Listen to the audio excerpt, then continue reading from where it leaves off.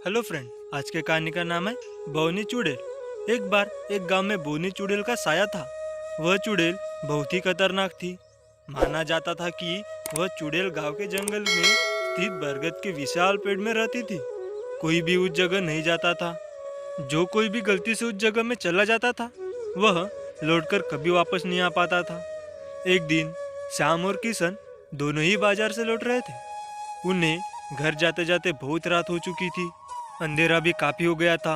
उन्हें रास्ते का पता नहीं चल रहा और वो दोनों गलती से बरगद के पेड़ वाले रास्ते से आने लगे। जैसे ही वो दोनों बरगद के पेड़ के पास पहुंचे, उन्होंने देखा कि बोनी चुड़ैल बरगद के पेड़ के पास ही खड़ी उन दोनों का इंतजार कर रही थी। उसने दोनों को अपने पास बुलाया और मधुर आवाज में कहने लगी, आओ दोस्तों, मेरे पास आओ। देखो, मैंने तुम्हारे लिए मनोरंजन का इंतजाम कर रखा है। श्याम और किशन समझ गए कि यह बोनी चुड़ैल की ही आवाज है, लेकिन दोनों ने उसकी तरफ देखा नहीं। दोनों आपस में बात करने लगे। श्याम बोला, चल भाई, यहाँ से भाग चलते हैं। किशन बोला, भाई पागल मत बन, तू सोच रहा है यह हमें नहीं पकड़ पाएगी।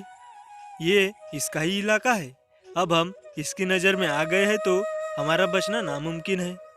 चल चुपचाप चलते रहते हैं। दोनों चुड़ैल के आगे से निकल गए। चुड़ैल को बहुत गुस्सा आया। उसने इस बार क्रोध में आकर बड़े ही भयानक तरीके से दोनों को पीछे से आवाज लगाई, रुक जाओ दोनों। दोनों मित्र डर के मारे रुक गए। अब वह बोली, तुम दोनों ने मेरी आवाज को अनसुना कर दिया। अब तुम्हें मेरे कहर से कोई नहीं बचा पाएगा। तब किशन कपकपाती हुई आवाज में बोला, नहीं भूतनी जी, वो तो हम अपनी बातों में व्यस्त थे, तभी आपको देख नहीं पाए।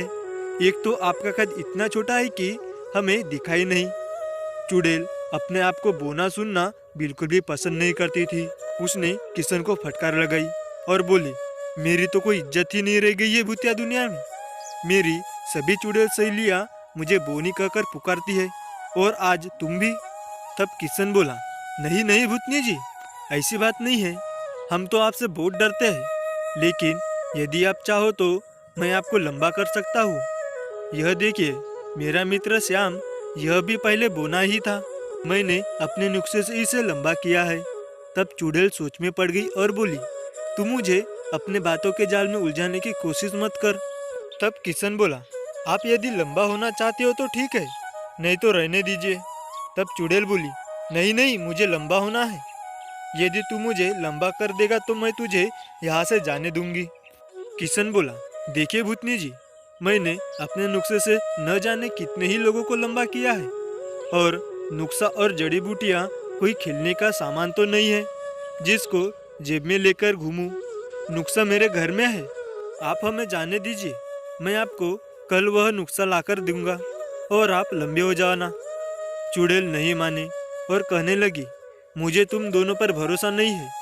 यदि अपनी जान की सलामती चाहते हो तो श्याम को मेरे पास छोड़कर नुस्खा ले आना।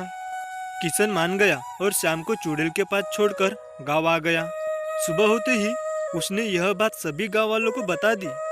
कोई जाकर एक तांत्रिक को बुला लाया जो कि आत्मा को वश में कर सकता था। अब उन्होंने पूरे गांव को चुड़ैल के आतंक से छुटकारा दिलाने के लिए एक योजना बनाई। रात हुई और योजना के अनुसार सभी गांववासी और वह तांत्रिक किशन के साथ बरगद के पेड़ के पास पहुंच गए। योजना के अनुसार बाकी सब लोग थोड़ी दूर पर छिप गए। किशन चुड़ैल के पास गया। श्याम वहीं पर पेड़ से बंधा हुआ बेहोश पड़ा था। चुड़ैल किशन को देखकर खुश हुई। किशन ने चुड़ैल से कहा, मैं नुस्खा ले आया हूँ, आप अपनी आंख बंद कर लीजिए और मैं अपना प्रयोग शुरू करता हूँ। चुड़ैल ने आंखें बंद की और तभी किशन कुछ झूठ मूठ के मंत्र पढ़ने लगा। मंत्र पढ़ते पढ़ते ही उसने श्याम की रस्सी खोल दी और उस रस्सी से चुड़ैल को बांध दिया। तभी सभी गांव वाले और तांत्रिक बाहर आए। तांत्रिक ने चुड़ैल को अपने बोतल में कैद कर लिया और अपने साथ ले गया।